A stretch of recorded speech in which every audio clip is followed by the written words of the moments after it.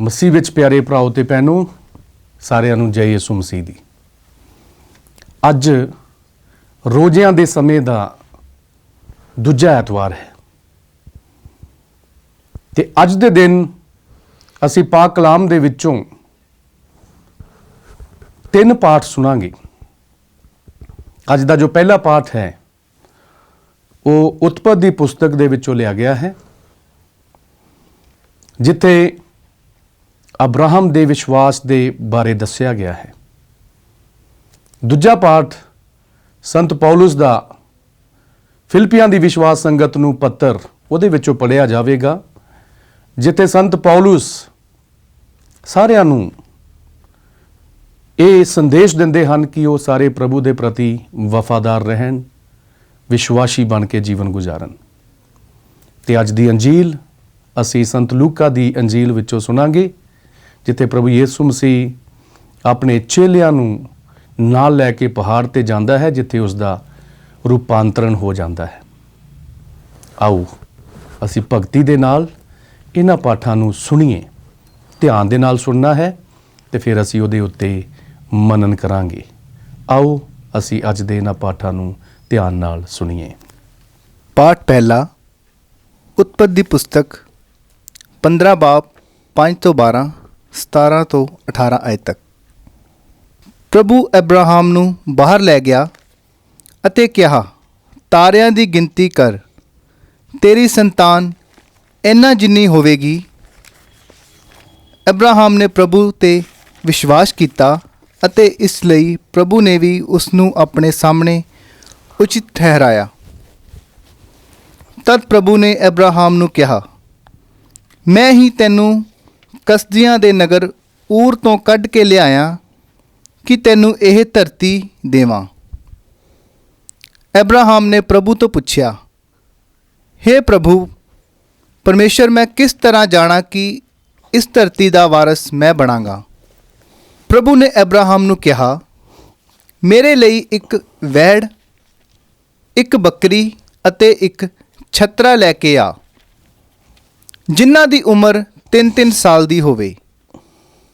ਇਹਨਾਂ ਦੇ ਨਾਲ ਇੱਕ ਘੁੱਗੀ ਅਤੇ ਕਬੂਤਰ ਦਾ ਬੱਚਾ ਲੈ ਕੇ ਆ। ਅਬਰਾਹਮ ਇਹ ਸਭ ਚੀਜ਼ਾਂ ਲੈ ਕੇ ਆਇਆ ਅਤੇ ਜਾਨਵਰ ਦੇ ਉਸ ਨੇ 2-2 ਟੋਟੇ ਕੀਤੇ, ਜੋ ਇੱਕ ਦੂਜੇ ਦੇ ਉੱਤੇ ਉਸਨੇ ਰੱਖ ਦਿੱਤੇ, ਪਰ ਉਸਨੇ ਪੰਛੀਆਂ ਦੇ ਟੋਟੇ ਨਾ ਕੀਤੇ।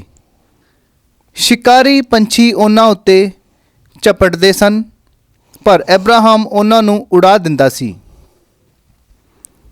ਫਿਰ ਜਦੋਂ ਸੂਰਜ ਡੁੱਬ ਰਿਹਾ ਸੀ ਤਾਂ ਅਬਰਾਹਮ ਗੂੜੀ ਨੀਂਦੇ ਸੌ ਗਿਆ ਅਤੇ ਉਸ ਨੂੰ ਇੱਕ ਡਰਾਉਣੇ ਹਨੇਰੇ ਨੇ ਆ ਘੇਰਿਆ। ਫਿਰ ਜਦੋਂ ਸੂਰਜ ਡੁੱਬ ਗਿਆ ਅਤੇ ਹਨੇਰਾ ਹੋ ਗਿਆ ਤਾਂ ਇੱਕ ਧੂਏਂਦਾਰ ਬਲਦਾ ਬਰਤਨ ਅਤੇ ਮਸਾਲ ਜਾਨਵਰਾਂ ਦੇ ਹੋਇਆਂ ਵਿੱਚੋਂ ਦੀ ਲੰਘੀ। ਉਸ ਸਮੇਂ ਪ੍ਰਭੂ ਨੇ ਅਬਰਾਹਮ ਨਾਲ ਇਹ ਕਹਿ ਕੇ ਨੇਮ ਬੰਨਿਆ, ਤੇਰੇ ਵੰਸ਼ ਨੂੰ ਮੈਂ ਇਹ ਸਾਰੀ ਧਰਤੀ ਦਿੰਦਾ ਹਾਂ, ਮਿਸਰ ਦੇ ਦਰਿਆ ਤੋਂ ਲੈ ਕੇ ਵੱਡੇ ਦਰਿਆ ਫਰਾਤ ਤੱਕ। ਇਹ ਪ੍ਰਭੂ ਦੀ ਬਾਣੀ ਹੈ। ਖੁਦਾ ਦਾ ਸ਼ੁਕਰ ਹੋਵੇ। ਪਾਠ ਦੂਸਰਾ, ਫਿਲਿੱਪੀਆਂ ਦੇ ਨਾਮ ਸੰਤ ਪੌਲੁਸ ਦਾ ਪੱਤਰ, ਉਸ ਦਾ 3 ਬਾਬ 17 ਤੋਂ 4 ਬਾਬ ਦੀ 1 ਆਇਤ ਤੱਕ। ਭਰਾਓ, ਤੁਸੀਂ ਸਭ ਮਿਲ ਕੇ ਮੇਰੀ ਪੈਰਵੀ ਕਰੋ ਅਤੇ ਉਹਨਾਂ ਵੱਲ ਧਿਆਨ ਦਿਓ ਜੋ ਇਸ ਤਰ੍ਹਾਂ ਦੇ ਨਮੂਨੇ ਅਨੁਸਾਰ ਜੀਵਨ ਬਸਰ ਕਰਦੇ ਹਨ, ਜਿਸ ਦਾ ਨਮੂਨਾ ਅਸਾਂ ਦਿੱਤਾ ਹੈ, ਕਿਉਂਕਿ ਬਹੁਤ ਸਾਰੇ ਲੋਕ ਮਸੀਹ ਦੀ ਸਲੀਬ ਦੇ ਦੁਸ਼ਮਣਾਂ ਵਾਂਗੂ ਜੀਵਨ ਬਸਰ ਕਰਦੇ ਹਨ। ਮੈਂ ਤੁਹਾਨੂੰ ਉਹਨਾਂ ਬਾਰੇ ਕਈ ਵਾਰ ਦੱਸ ਚੁੱਕਿਆ ਹਾਂ ਅਤੇ ਹੁਣ ਅੱਥਰੂ ਵਹਾ ਕੇ ਦੱਸ ਰਿਹਾ ਹਾਂ। ਉਹਨਾਂ ਦਾ ਅੰਤ ਸਰਵਨਾਸ਼ ਹੈ। ਉਹਨਾਂ ਦਾ ਰੱਬ ਪੇਟ ਹੈ। ਉਹ ਉਹਨਾਂ ਗੱਲਾਂ ਉੱਤੇ ਮਾਣ ਕਰਦੇ ਹਨ ਜਿਨ੍ਹਾਂ ਉੱਤੇ ਸ਼ਰਮ ਕਰਨੀ ਚਾਹੀਦੀ ਹੈ, ਅਤੇ ਉਹਨਾਂ ਦਾ ਮਨ ਸੰਸਾਰ ਦੀਆਂ ਚੀਜ਼ਾਂ ਉੱਤੇ ਲੱਗਾ ਹੋਇਆ ਹੈ। ਪਰ ਅਸੀਂ ਸਵਰਗ ਦੇ ਨਾਗਰਿਕ ਹਾਂ ਅਤੇ ਉੱਥੋਂ ਹੀ ਅਸੀਂ ਆਉਣ ਵਾਲੇ ਮੁਕਤੀਦਾਤਾ ਪ੍ਰਭੂ ਯਿਸੂ ਮਸੀਹ ਦੀ ਰਾਹ ਦੇਖਦੇ ਹਾਂ। ਉਹ ਆਪਣੀ ਜਿਸ ਸ਼ਕਤੀ ਨਾਲ ਸਭ ਕੁਝ ਨੂੰ ਆਪਣੇ ਅਧੀਨ ਕਰਨ ਵਿੱਚ ਸਮਰਥ ਹੈ, ਉਸੇ ਦੇ ਨਾਲ ਹੀ ਉਹ ਸਾਡੇ ਤੁੱਛ ਸਰੀਰਾਂ ਨੂੰ ਬਦਲ ਦੇਵੇਗਾ ਅਤੇ ਉਹਨਾਂ ਨੂੰ ਆਪਣੇ ਮਹਿਮਾ ਵਾਲੇ ਸਰੀਰ ਵਾਂਗ ਬਣਾਵੇਗਾ। ਇਸ ਲਈ ਮੇਰੇ ਭਰਾਓ, ਜਿਨ੍ਹਾਂ ਨੂੰ ਮੈਂ ਪਿਆਰ ਕਰਦਾ ਹਾਂ ਅਤੇ ਬਹੁਤ ਚਾਹੁੰਦਾ ਹਾਂ, ਜੋ ਮੇਰਾ ਆਨੰਦ ਅਤੇ ਤਾਜ ਹੋ, ਤੁਸੀਂ ਇਸੇ ਤਰ੍ਹਾਂ ਹੇ ਪਿਆਰਿਓ ਪ੍ਰਭੂ ਵਿੱਚ ਪੱਕੇ ਪੈਰੀਂ ਖੜੇ ਰਹੋ। ਇਹ ਪ੍ਰਭੂ ਦੀ ਪਾਕ ਬਾਣੀ ਹੈ। ਖੁਦਾ ਦਾ ਸ਼ੁਕਰ ਹੋਵੇ। ਪ੍ਰਭੂ ਤੁਹਾਡੇ ਨਾਲ ਹੋਵੇ। ਅਤੇ ਤੁਹਾਡੀ ਰੂਹ ਨਾਲ ਵੀ ਹੋਵੇ। ਪਾਠ ਪਵਿੱਤਰ ਅੰਜੀਲ ਲੂਕਾ ਦੇ ਅਨੁਸਾਰ। ਤੇਰੀ ਵਡਿਆਈ ਹੋਵੇ ਐ ਪ੍ਰਭੂ।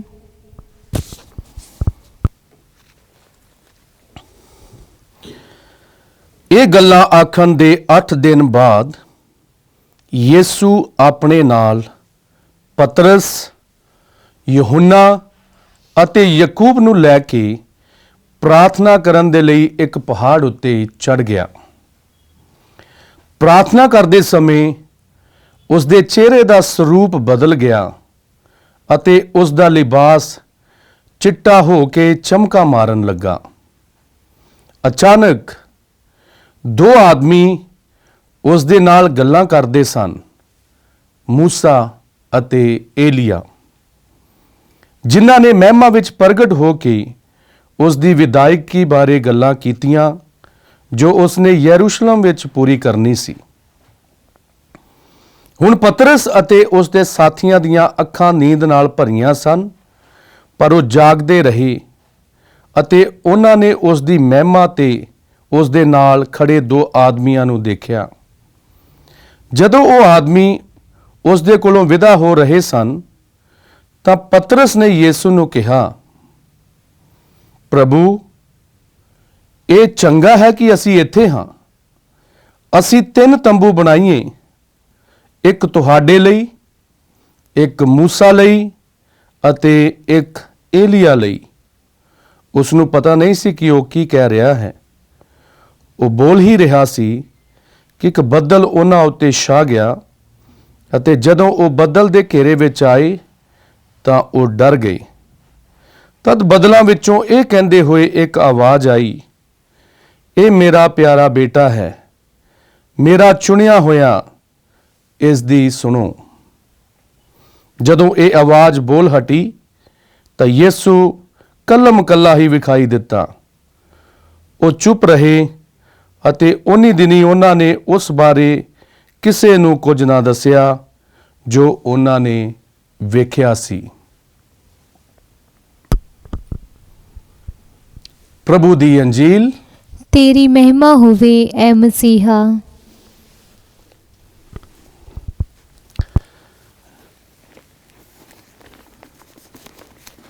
ਮਸੀਹ ਵਿੱਚ ਪਿਆਰੇ ਭਰਾਓ ਤੇ ਭੈਣੋ, ਅੱਜ ਅਸੀਂ ਪਾਕ ਕਲਾਮ ਦੇ ਵਿੱਚੋਂ 3 ਪਾਠ ਬੜੇ ਧਿਆਨ ਦੇ ਨਾਲ ਸੁਣੇ ਹਨ।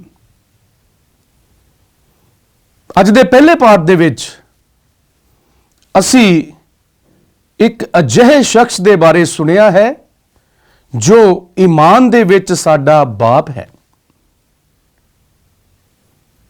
ਹਾਂ ਪਿਆਰਿਓ, ਉਹ ਸ਼ਖਸ ਕੋਈ ਹੋਰ ਨਹੀਂ, ਅਬਰਾਹਮ ਪਿਤਾ ਹੈ।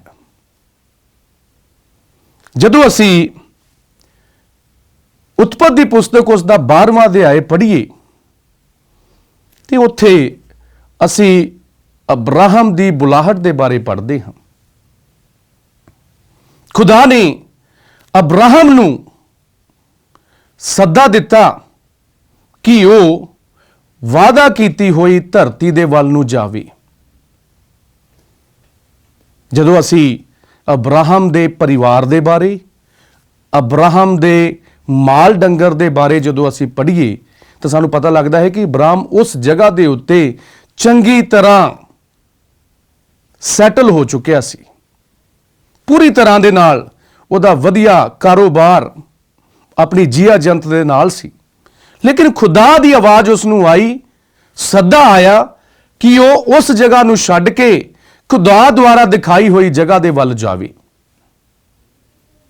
ਤੇ ਪਿਆਰਿਓ, ਅਸੀਂ ਉਤਪਤੀ ਪੁਸਤਕ ਉਸ ਦਾ 12ਵਾਂ ਅਧਿਆਇ ਉਹਦੀ 4ਥੀ ਐਤ, ਉੱਥੇ ਅਸੀਂ ਪੜ੍ਹਦੇ ਹਾਂ ਕਿ ਅਬਰਾਹਮ ਨੇ ਕੀ ਜਵਾਬ ਦਿੱਤਾ।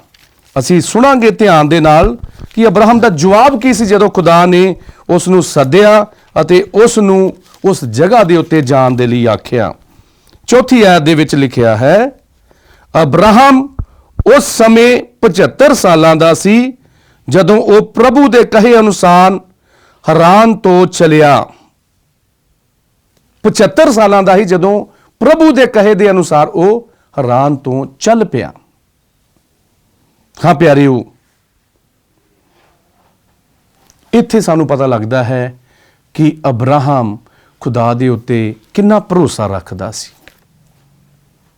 ਉਹਦਾ ਖੁਦਾ ਦੇ ਉੱਤੇ ਕਿੰਨਾ ਡੂੰਘਾ ਈਮਾਨ ਸੀ ਤੇ ਉਸਨੇ ਕਿਸੇ ਦੀ ਸਲਾਹ ਨਹੀਂ ਲਈ, ਕਿਸੇ ਤੋਂ ਪੁੱਛਿਆ ਗਿੱਛਿਆ ਨਹੀਂ, ਲੇਕਿਨ ਜਿਵੇਂ ਖੁਦਾ ਨੇ ਉਸ ਨੂੰ ਕਰਨ ਦੇ ਲਈ ਆਖਿਆ ਸੀ, ਉਹ ਆਪਣੇ ਜੀਆ ਜੰਤ ਦੇ ਨਾਲ ਉਸ ਧਰਤੀ ਵੱਲ ਨੂੰ ਰਵਾਨਾ ਹੋ ਗਿਆ।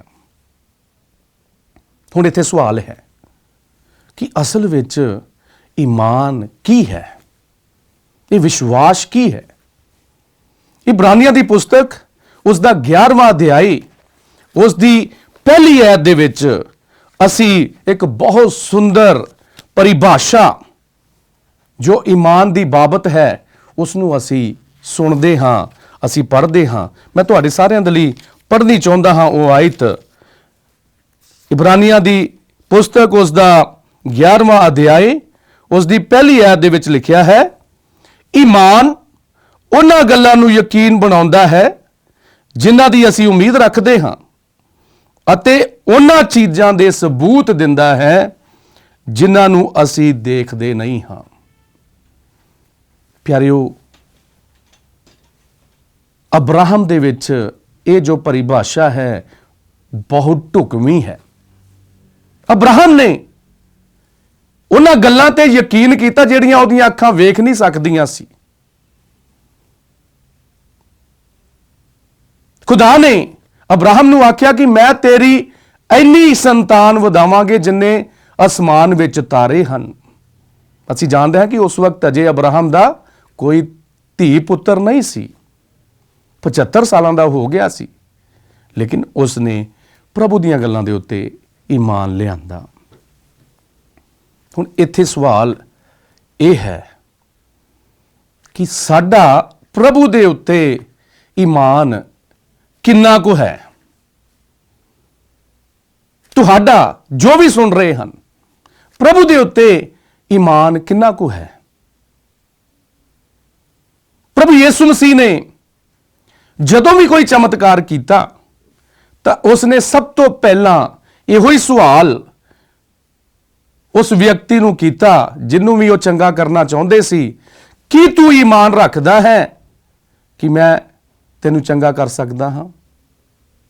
ਹਾਂ ਪਿਆਰਿਓ, ਰੋਜ਼ਿਆਂ ਦਾ ਸਮਾਂ ਹੈ। ਅਸੀਂ ਈਮਾਨ ਦੇ ਵਿੱਚ ਪੱਕੇ ਹੋਣ ਦੇ ਲਈ ਅਸੀਂ ਦੁਆ ਕਰਨੀ ਹੈ। ਜੋ ਈਮਾਨ ਹੈ ਨਾ, ਇਹ ਖੁਦਾ ਦਾ ਇੱਕ ਤੋਹਫਾ ਹੈ।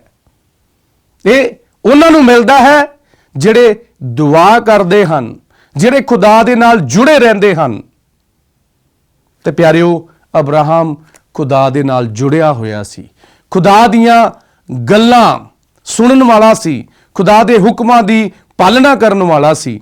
ਅਸੀਂ ਵੀ ਅਬਰਾਹਮ ਦੇ ਵਾਂਗ ਖੁਦਾ ਦੀ ਆਵਾਜ਼ ਨੂੰ ਸੁਣਨ ਵਾਲੇ ਬਣਨਾ ਹੈ। ਹੁਣ ਖੁਦਾ ਸਾਡੇ ਨਾਲ ਅਬਰਾਹਮ ਦੇ ਵਾਂਗ ਗੱਲਾਂ ਨਹੀਂ ਕਰੇਗਾ। ਉਸਨੇ ਸਾਨੂੰ ਪਵਿੱਤਰ ਬਾਈਬਲ ਦਿੱਤੀ ਹੈ, ਉਸਨੇ ਆਪਣਾ ਕਲਾਮ ਸਾਨੂੰ ਦਿੱਤਾ ਹੈ। ਹੁਣ ਅਸੀਂ ਜੇਕਰ ਪ੍ਰਭੂ ਦੇ ਨਾਲ ਗੱਲਾਂ ਕਰਨੀਆਂ ਨੇ, ਅਸੀਂ ਕਲਾਮ ਪੜ੍ਹਨਾ ਹੈ।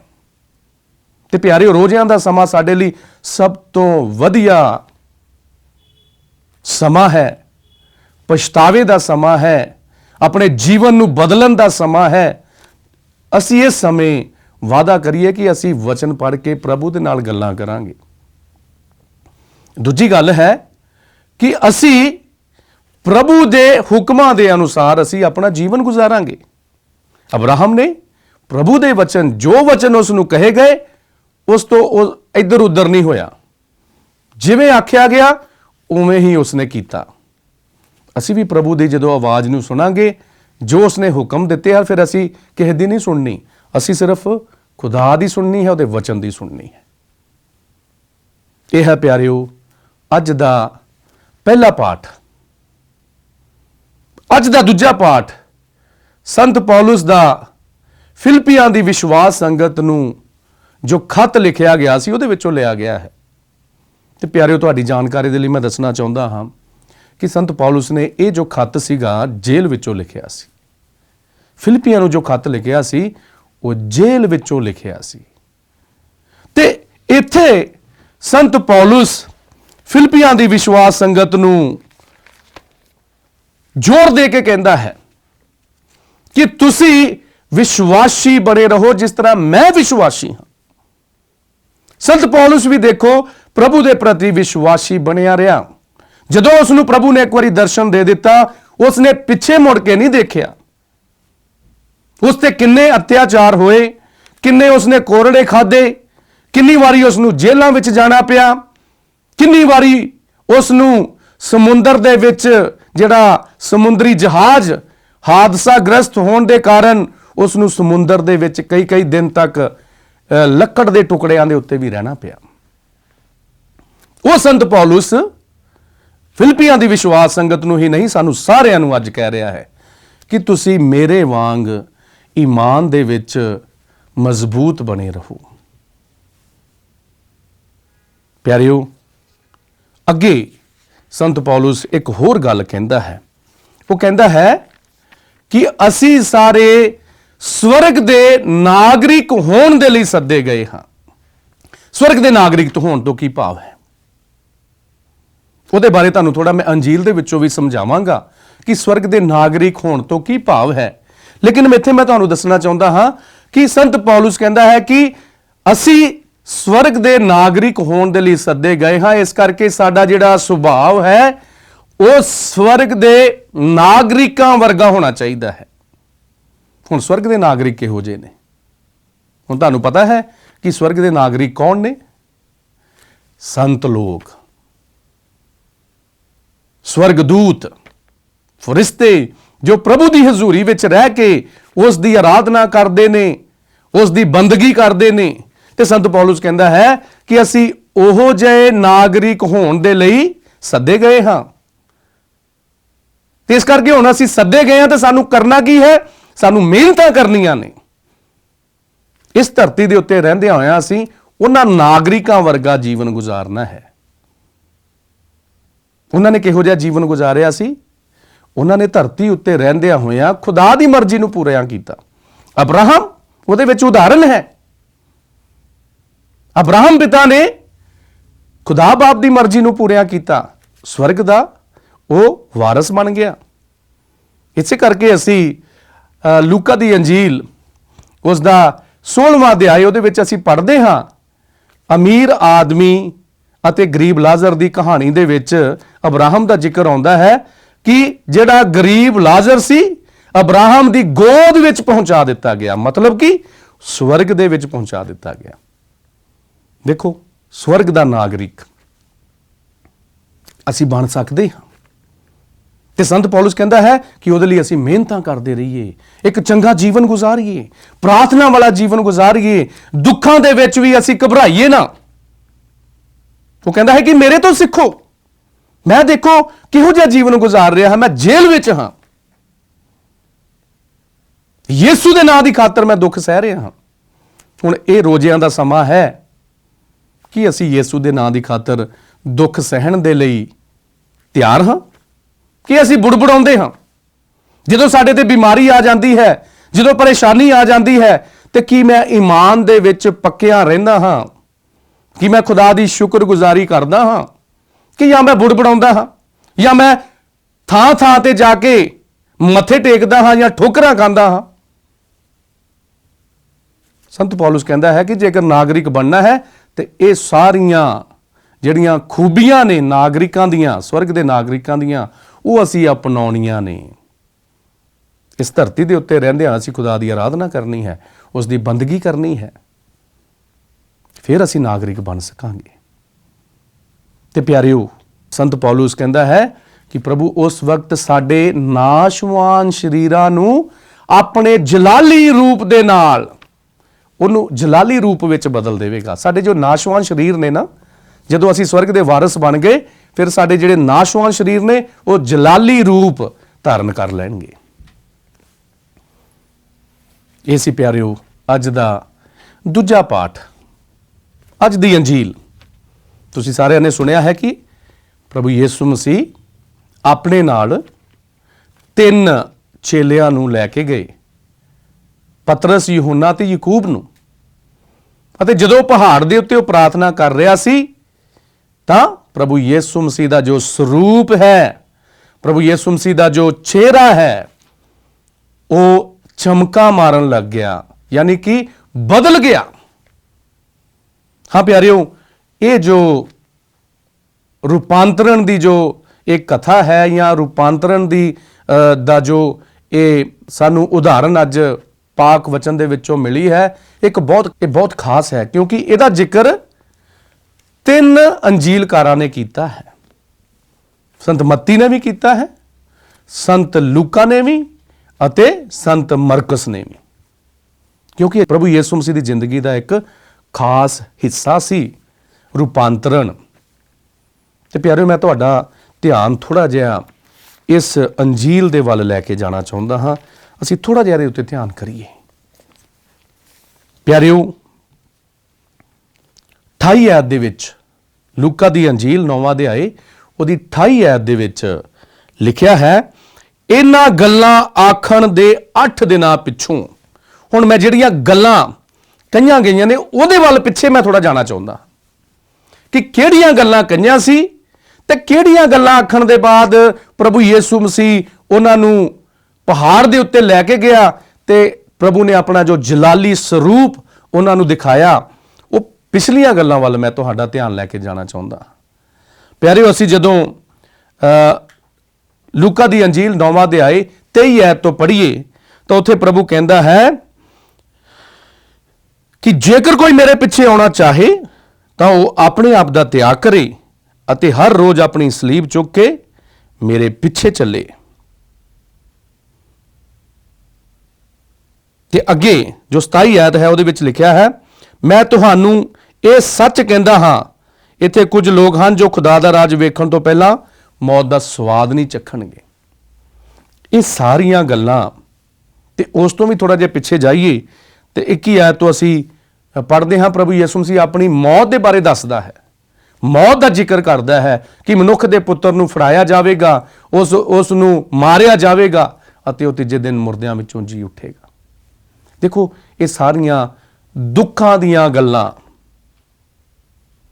ਮਤਲਬ ਕਿ ਦੁਨਿਆਵੀ ਜੀਵਨ ਦੇ ਵਿੱਚ, ਰੋਜ਼ਾਨਾ ਇਨਸਾਨ ਦੀ ਜ਼ਿੰਦਗੀ ਦੇ ਵਿੱਚ ਆਉਣ ਵਾਲੀਆਂ ਦੁੱਖ ਤਕਲੀਫਾਂ ਦੀਆਂ ਗੱਲਾਂ, ਮੌਤ ਦੀਆਂ ਗੱਲਾਂ, ਜਿਨ੍ਹਾਂ ਨੂੰ ਸੁਣ ਕੇ ਅਸੀਂ ਡਰਦੇ ਹਾਂ। ਤੇ ਮੈਂ ਜਦੋਂ ਇਸ ਤੇ ਵਿਚਾਰ ਕਰ ਰਿਹਾ ਸੀ ਤੇ ਮੈਨੂੰ ਇਦਾਂ ਲੱਗਾ ਕਿ ਜਦੋਂ ਪ੍ਰਭੂ ਨੇ ਇਹ ਸਾਰੀਆਂ ਗੱਲਾਂ ਕਹੀਆਂ ਤੇ ਸਾਡੇ ਮਨ ਦੇ ਵਿੱਚ ਵੀ ਆਉਂਦਾ ਹੈ ਕਿ ਪ੍ਰਭੂ ਦੇ ਪਿੱਛੇ ਜੇਕਰ ਚੱਲਣਾ ਹੈ ਤੇ ਬੜਾ ਔਖਾ ਹੈ।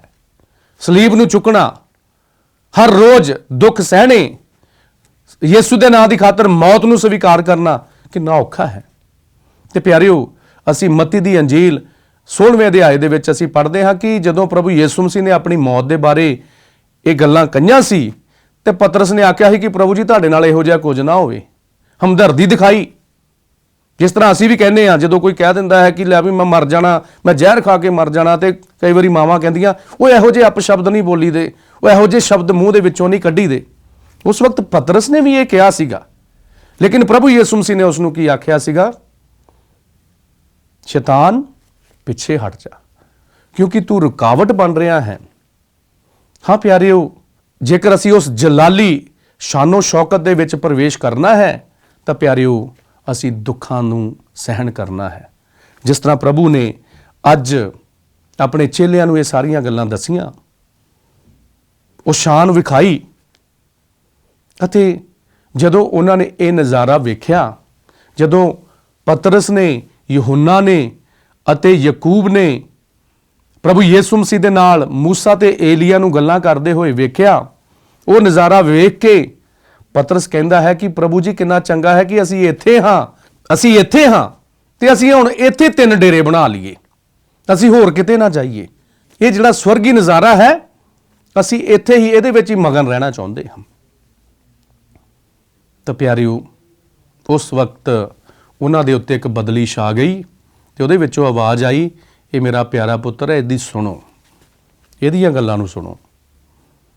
ਹਾਂ ਪਿਆਰਿਓ, ਅਸੀਂ ਇਸ ਜਲਾਲੀ ਸ਼ਾਨੋ ਸ਼ੌਕਤ ਅਤੇ ਜਲਾਲੀ ਰਾਜ ਦੇ ਵਿੱਚ ਅਸੀਂ ਦਾਖਲ ਹੋਣਾ ਹੈ। ਤੇ ਸੰਤ ਪੌਲੁਸ ਨੇ ਵੀ ਅੱਜ ਦੇ ਦੂਜੇ ਪਾਠ ਦੇ ਵਿੱਚ ਇਹੋ ਗੱਲਾਂ ਕੀਤੀਆਂ ਨੇ। ਤੇ ਅਸੀਂ ਹੁਣ ਇਹ ਜੋ ਪ੍ਰਭੂ ਨੇ ਸਾਨੂੰ ਨਜ਼ਾਰਾ ਦਿਖਾਇਆ ਹੈ, ਇਹਦਾ ਉਸ ਆਨੰਦ ਲੈਂਦੇ ਰਹਿਣਾ ਹੈ। ਤੇ ਜੇਕਰ ਅਸੀਂ ਉਸ ਰਾਜ ਦੇ ਵਿੱਚ ਦਾਖਲ ਹੋਣਾ ਹੈ ਤੇ ਉਸ ਤੋਂ ਪਹਿਲਾਂ ਸਾਨੂੰ ਇਹ ਸਾਰੇ ਕੰਮ ਕਰਨੇ ਨੇ।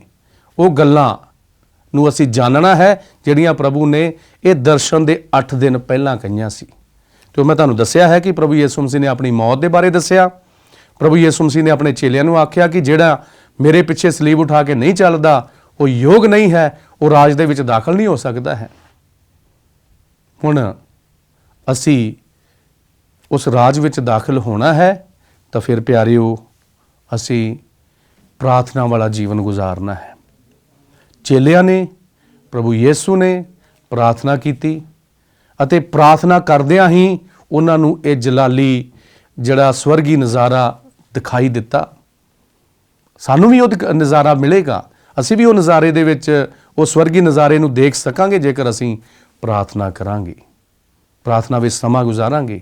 ਤੇ ਰੋਜ਼ਿਆਂ ਦਾ ਸਮਾਂ ਹੈ ਪਿਆਰਿਓ, ਅਸੀਂ ਜ਼ਿਆਦਾ ਤੋਂ ਜ਼ਿਆਦਾ ਸਮਾਂ ਪ੍ਰਾਰਥਨਾ ਵਿੱਚ ਗੁਜ਼ਾਰੀਏ ਤਾਂ ਕਿ ਪ੍ਰਭੂ ਸਾਨੂੰ ਵੀ ਇਹੋ ਜਿਹੇ ਨਜ਼ਾਰੇ, ਇਹੋ ਜਿਹੇ ਦਰਸ਼ਨ ਉਹਨਾਂ ਦੇ ਭਾਗੀ ਬਣਾਵੇ। ਹੁਣ 2-3 ਗੱਲਾਂ ਨੇ ਜਿਹੜੀਆਂ ਵਿਚਾਰ ਦੇ ਲਈ ਤੇ ਤੁਹਾਡੇ ਕਰਨ ਦੇ ਲਈ ਮੈਂ ਤੁਹਾਡੇ ਸਾਹਮਣੇ ਰੱਖਣੀਆਂ ਚਾਹੁੰਦਾ। ਪ੍ਰੈਕਟੀਕਲੀ ਅਸੀਂ ਕੀ ਕਰਨਾ ਹੈ। ਜਿਸ ਤਰ੍ਹਾਂ ਕਿ ਅਸੀਂ ਅੱਜ ਦੇ ਪਹਿਲੇ ਪਾਠ ਦੇ ਵਿੱਚ ਸੁਣਿਆ ਹੈ ਕਿ ਅਬਰਾਹਮ ਦੇ ਵਿਸ਼ਵਾਸ ਦੇ ਬਾਰੇ। ਹੁਣ ਅਸੀਂ ਇਸ ਹਫ਼ਤੇ ਪੂਰੇ ਪ੍ਰਾਰਥਨਾ ਕਰਨੀ ਹੈ ਕਿ ਪ੍ਰਭੂ ਜੀ ਮੇਰਾ ਵੀ ਈਮਾਨ ਵਧਾ। हे ਪ੍ਰਭੂ ਜੀ, ਮੇਰੇ ਵਿੱਚ ਵੀ ਉਹ ਈਮਾਨ ਦਾ ਬੀਜ, ਮੇਰੇ ਟੱਬਰ ਦੇ ਵਿੱਚ ਵੀ ਈਮਾਨ ਦਾ ਬੀਜ ਬੀਜਦੇ। ਪ੍ਰਾਰਥਨਾ ਕਰਨੀ ਹੈ। ਤੇ ਦੂਸਰੀ ਗੱਲ ਹੈ ਕਿ ਜਿਸ ਤਰ੍ਹਾਂ ਸੰਤ ਪੌਲੁਸ ਨੇ ਸਾਨੂੰ ਯਾਦ ਦਿਲਾਇਆ ਹੈ ਕਿ ਅਸੀਂ ਨਾਗਰਿਕ ਹਾਂ, ਸਵਰਗ ਰਾਜ ਦੇ ਨਾਗਰਿਕ ਬਣਨ ਦੇ ਲਈ ਅਸੀਂ ਕੋਸ਼ਿਸ਼ ਕਰਨੀ ਹੈ ਤੇ ਉਹਦੇ ਵਾਸਤੇ ਨਾਗਰਿਕਾਂ ਵਾਂਗੂ ਅਸੀਂ ਜੀਵਨ ਗੁਜ਼ਾਰਨਾ ਹੈ। ਤੇ ਅਸੀਂ ਹੁਣ ਸਵਰਗੀ ਨਾਗਰਿਕਾਂ ਵਾਂਗੂ ਜੀਵਨ ਗੁਜ਼ਾਰੀਏ। ਤੇ ਉਹ ਜੀਵਨ ਕਿੱਦਾਂ ਗੁਜ਼ਾਰਨਾ ਹੈ? ਪ੍ਰਾਰਥਨਾ ਵਾਲਾ ਜੀਵਨ, ਖੁਦਾ ਦੀ ਸ਼ੁਕਰਗੁਜ਼ਾਰੀ ਵਾਲਾ ਜੀਵਨ, ਖੁਦਾ ਦੀ ਬੰਦਗੀ ਵਾਲਾ ਜੀਵਨ ਤੇ ਖੁਦਾ ਦੇ ਹੁਕਮਾਂ ਦੇ ਅਨੁਸਾਰ ਅਸੀਂ ਆਪਣਾ ਜੀਵਨ ਗੁਜ਼ਾਰਨਾ ਹੈ। ਤੇ ਤੀਸਰੀ ਜਿਹੜੀ ਗੱਲ ਹੈ ਅੱਜ ਦੇ ਪਹਿਲੇ ਪਾਠ ਦੇ ਵਿੱਚੋਂ ਜੋ ਅਸੀਂ ਪ੍ਰੈਕਟੀਕਲ ਜੋ ਕੰਮ ਅਸੀਂ ਕਰਨਾ ਹੈ ਉਹ ਇਹੋ ਹੀ ਹੈ ਕਿ ਅਸੀਂ ਪ੍ਰਾਰਥਨਾ ਦੇ ਵਿੱਚ ਜ਼ਿਆਦਾ ਸਮਾਂ ਗੁਜ਼ਾਰੀਏ। ਜਿਸ ਤਰ੍ਹਾਂ ਸੰਤ ਪਤਰਸ ਨੇ, ਯਕੂਬ ਨੇ ਅਤੇ ਯਹੂਨਾ ਨੇ ਯਿਸੂ ਦੇ ਨਾਲ ਮਿਲ ਕੇ ਪ੍ਰਾਰਥਨਾ ਵਾਲਾ ਜੀਵਨ ਗੁਜ਼ਾਰਿਆ ਤੇ ਉਹਨਾਂ ਨੂੰ ਉਹ ਦਰਸ਼ਨ ਮਿਲਿਆ। ਅਸੀਂ ਵੀ ਉਸੇ ਤਰ੍ਹਾਂ ਹੀ ਪ੍ਰਾਰਥਨਾ ਦੇ ਵਿੱਚ ਇਹਨਾਂ ਦਿਨਾਂ ਦੇ ਵਿੱਚ ਆਪਣਾ ਸਮਾਂ ਬਿਤਾਈਏ ਤਾਂ ਕਿ ਇਹ ਜੋ ਰੋਜ਼ਿਆਂ ਦਾ ਸਮਾਂ ਹੈ ਸਾਡੇ ਲਈ ਬਰਕਤਾਂ ਨਾਲ ਭਰਪੂਰ ਸਮਾਂ ਬਣ ਜਾਵੇ। ਸਾਡੇ ਪਰਿਵਾਰ ਦੇ ਲਈ, ਸਾਡੇ ਇਲਾਕੇ ਦੇ ਲਈ, ਸਭਨਾਂ ਦੇ ਲਈ ਇਹ ਬਰਕਤਾਂ ਵਾਲਾ ਸਮਾਂ ਬਣ ਜਾਵੇ। ਖੁਦਾ ਸਾਨੂੰ ਸਾਰਿਆਂ ਨੂੰ ਬਰਕਤ ਦੇਵੇ।